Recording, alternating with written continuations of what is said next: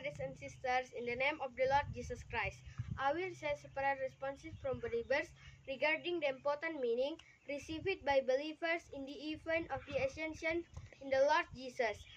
Namely, 1. Every believer should respond by always being grateful and being a goodness through every word and deed. 2. If you do not become, it means rejecting the grace that God has given. 3. Every believer does not need to be afraid or doubt their faith in the Lord Jesus. Even toward condition often tempt and pressure people to abandon their faith in the Lord Jesus. 4. Keep believing in the Lord Jesus, because whatever happens in the future for every believer, there is certainty of getting an eternal place with the Lord Jesus.